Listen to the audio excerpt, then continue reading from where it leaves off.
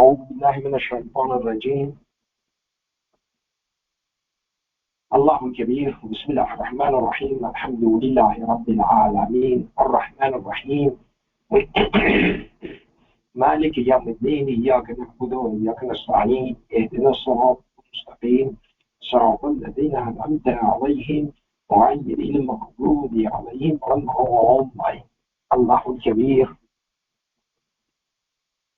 We are fully indebted to God for giving us this opportunity, and again, as I always say, this is not by accident, this is by divine design, that He has chosen this time for us, and He has provided this forum for us, and He provided security and safety for us.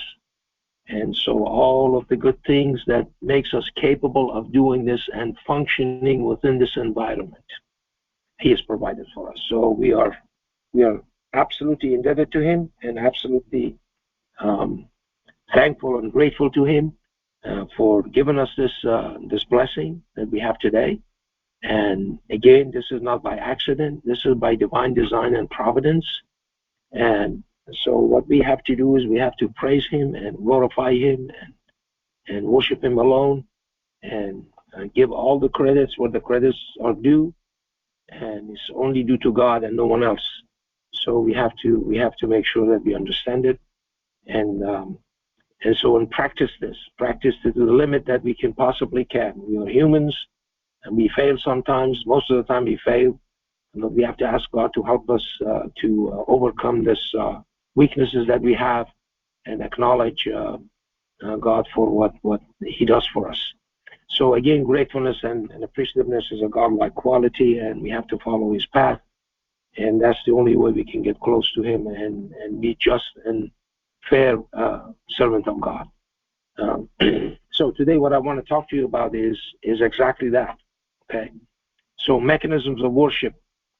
A lot of people are confused. Why are we doing this? Why are we going to say our prayers? We don't have to. Why do we say it in this language or that language? Why do we fast? Okay, it's too difficult. We don't want to do it. Okay. All of the questions that we ask during the day. Why do you have to give to charity? Okay, let those people go and work, find a job. So we pay taxes, all kinds of things. Okay, so all of those questions that we ask and blame it on God, basically. Okay, as though God really needs our worship. Okay, the word worship itself is basically has a dirty meaning that that somehow you go to a deity and you subjugate to that deity and stuff like that. And that's not it. Those are not what God is saying in the Quran. Okay, and so the mechanisms of worship are designed to acknowledge the source of all the truth in the world. Okay. So I always say that if you learn something from somebody, you got to refer to that somebody. That is the truth. That's the truth. It's a fact. It's a physical fact. If it wasn't your finding or somebody else's finding, you should refer to that person. So now look at God. Okay? And God is the one who's providing for you. He's the one who provides money, provides love for you. He provides security. He provides sustenance for you. He provides all kinds of different provisions for us. And so we turn back and we give that credit to somebody else or to ourselves. Hey, can you imagine how that makes God feel? Just think about it a little bit. Isn't that you're tormenting God when you do that? But He's the one who did it. But now this guy is thanking this guy or that guy who happens to be one of His servants. Okay. And they praise and thank Him for that provision. That provision was provided by God alone and no one else. That is the mechanism of worship. That you acknowledge where it comes from. Okay. You acknowledge that God is the all-gracious, the all-merciful. And you want to start in His name. Okay. You want to acknowledge that God has created the multiverse. You again want to acknowledge that He is the all-gracious, the all-merciful. You want to acknowledge that He is the owner, proprietor of the day of faith. All belongs to Him of that day. You want to testify to that. You want to acknowledge that. You want to refer to that. You know, if you don't do it in a publication, you know what it's called? Called plagiarism. That means that it wasn't yours, but you made it as though it was yours. That's called plagiarism. And they put you in jail for that. Okay. So why do we think that we can get away with God, that we can take all the credits away from Him and give it to somebody else? Or do it to ourselves, say, oh, I attained all of this with my own cleverness. Remember that guy? Okay. I was clever enough to do this. I was clever enough not to pay taxes. Okay? Because I was smart. Can you imagine these things? Okay, so you think that somehow you're smarter than everybody else, but you are not giving credit where the credit is due. Somebody else provided that. Somebody else is God alone and no one else. Okay. So do we do this? Okay? Do we do this the right way? If you don't do it the right way, that's not worship. We have to recognize all of these things. That is worshiping God. Okay? Then you say, in the Al-Fatiha, you say, إِيَّاكَ نَعْبُدُ وَإِيَّاكَ نَسْتَعِينُ. Okay? You alone we worship, give you all these credits. To you alone. We refer to you and to you alone and no one else. And we seek help from you alone. Because that help doesn't come from somebody else. It comes from God alone. Then you ask Him to give you the biggest gift that you could possibly have. And that's not money, not children, okay? Not this worldly life, not the possession of this worldly life. It's called guidance. Okay? That you will not be lost. You can use your brain the right way. He illuminates your mind. So you can find your way in this maze of this universe. You make the right decision.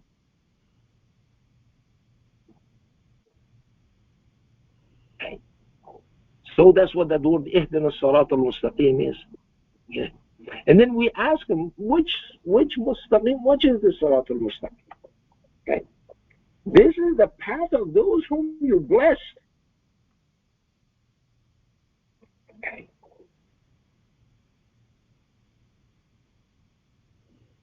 Not the path of those whom incurred wrath, nor the strayers.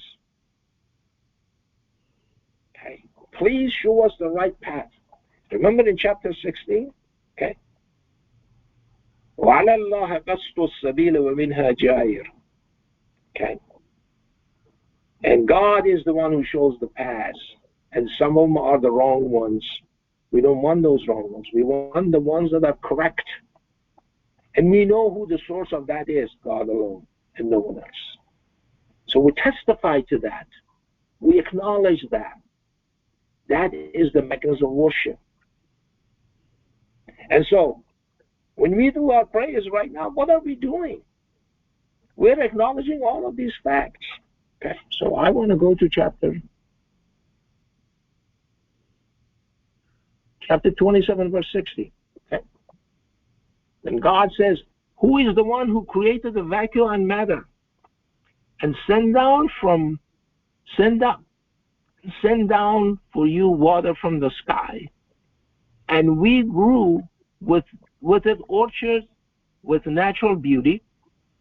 You would have never grown the trees. Is there any other God but God? Why are you thanking somebody else? However, there are people who make equals to God. Okay. So God is asking us. He's asking us this question. Who is the one who did this? Can you imagine that? How mad you get if somebody, for example, doesn't refer to you. You find somebody and that person steals your idea and doesn't give you any credit. How do you feel? Okay. Who is the one who made the land as an abode and made rivers therein and made mountains therein and made a barrier between the two seas? Is there any other God with God? However, most of them do not know. Okay. They think that these are supposed to be there by themselves. That's not the case. Okay. God is the one who provides this for us.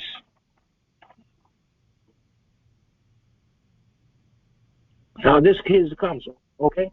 Who is the one who responds to the desperate when he calls upon him and removes the ills and made you inheritors of the land? Is there any other God with God? Only very few of you take heed. Okay. My mother used to recite this all the time. Okay. أَمَّنْ يُجِيبُ مُضْطَرَّ إِذَا دَعَاهُ. Again, give the credit where you hear it from. That's what first time I heard it, when I was a kid. Okay. So who is the one who responds to the desperate when he calls? You're desperate. You have cancer, you have COVID, you have all kinds of stuff. Okay. And you know what Abraham says? When I get sick, he heals me. He understood that 4,000 years ago. He gave the credit where the credit was due. He was worshiping God. Okay.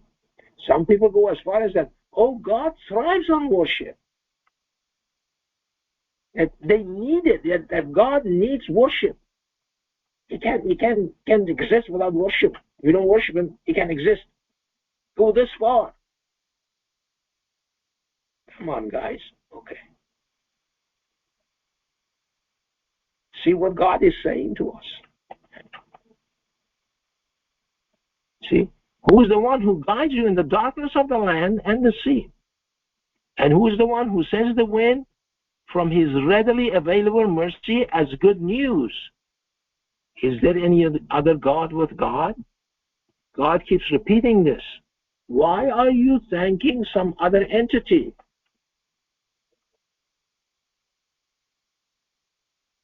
Exalted is God far above having partners.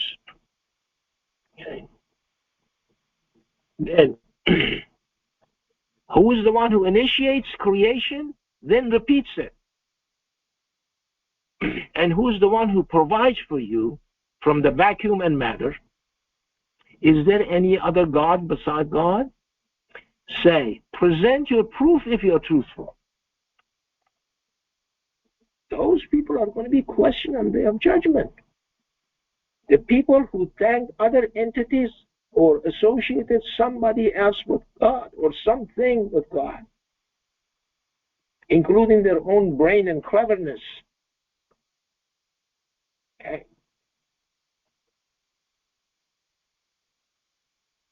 So these are the mechanisms of worship. This is what we have to do, because we are gravitating towards the truth if we do this. If we don't do this, then we're lying. Our entire life is basically a big bunch of lies. And we're never going to succeed. God gives that blessing to somebody else who actually deserves that blessing. So again, these do not confuse this as somehow that God needs these things. We never can make that mistake. Sometimes we run across those people who make those claims. And if you don't have enough, background in these things. We fall for it. Yeah, he seems to be saying the truth. Yeah, why should I do this? Okay. That 15 to 17 minutes of contact praise a day, which, as I said, is acknowledging who God is and what He's done for us and what He's doing for us. And He's asking Him all these good things. Okay. It becomes an insurmountable period of time. How can we do this? Okay, 1,440 minutes of time in 24 hours. And that 17 minutes is a huge fraction somehow. And so we have to be very careful. Sometimes these guys, they have good jobs, they're rich. They think that somehow some other issues are more important to them than this. Okay? As I said, all those kinds of things come up. Why should we say it in Arabic and all kinds of things, okay? And it doesn't work that way, my friends.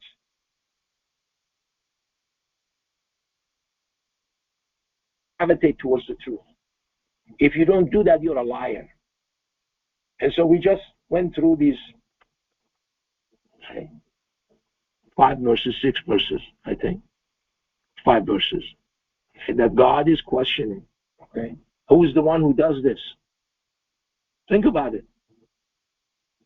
Okay? The idols, the prophets and messengers, like Muhammad and Jesus and all these people, did they do this?